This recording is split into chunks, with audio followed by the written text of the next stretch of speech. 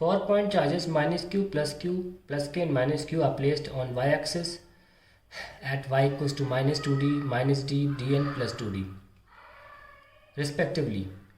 The magnitude of E at a point on the x-axis at x equal to d with d is very greater than d will behave as. तो इस situation को हम बना लेते हैं पहले.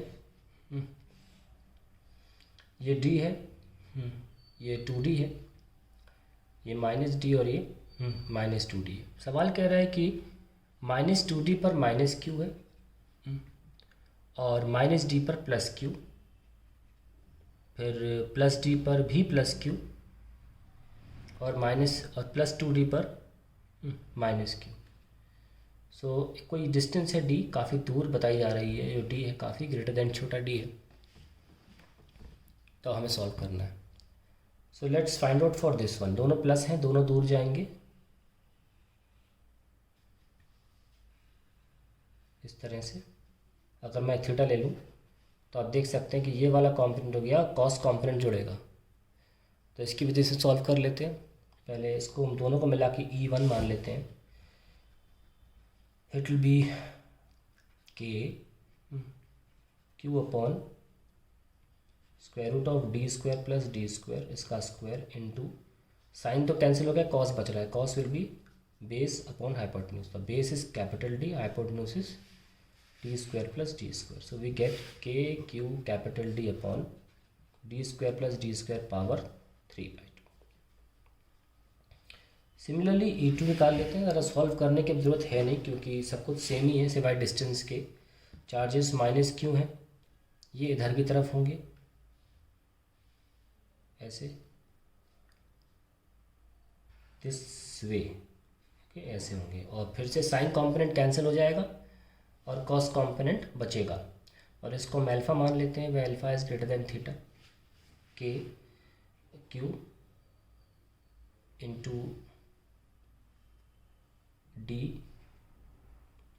Upon D square plus 2d का square. Okay, और नीचे तो हम वही चीज़ लिखनी है, डी स्क्वायर प्लस 2d का square. So we get K Q D upon D square plus 4d square power 3/2.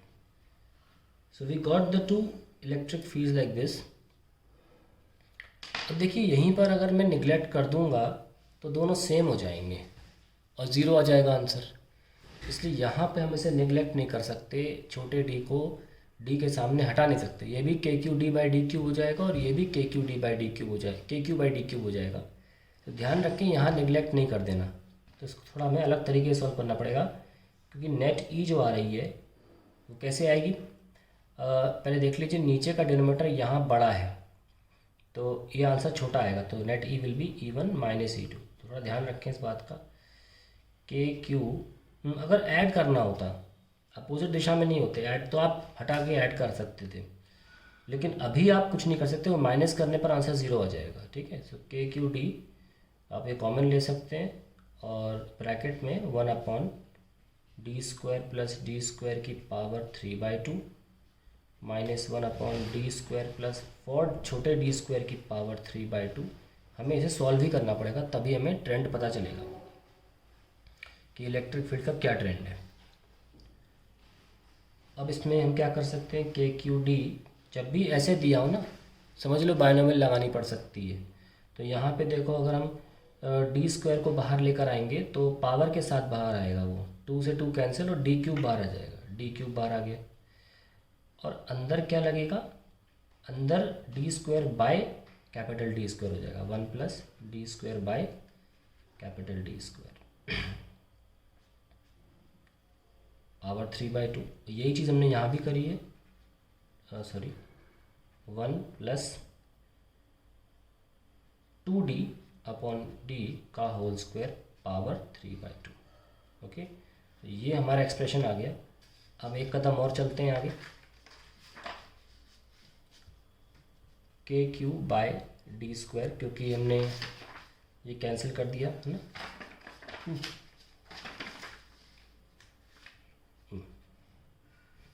1 plus D square by D square power -3/2 minus 1 plus 2d by D square power -3/2, ये लीजिए square आ गया। अब क्योंकि ये छोटा है इसलिए हम बाइनोमियल लगा के एक स्टेप में रोक सकते हैं। 1 -3/2 D square by D square, ऐसे पावर सामने आ जाती है। -1 -3/2 into 4d square by D square, ये लीजिए ये हो गया सॉल्व। अब और आगे बढ़ते हैं। 1 -3/2 D square by D square -1 minus minus plus, ये 2 cancel, 3d square by D square, ये आ गया minus minus cancel, K Q upon D square, 3 minus 3/2, ये चीज़ सेम है तो आएगा 3/2 D square by D square, and finally we have 3/2 K Q D square by D power 4। That is the final answer we are getting. And फिर से लिख लेते हैं /2 K Q D square by D power 4, and we see that electric field proportional to d power 4. That is the answer to the question.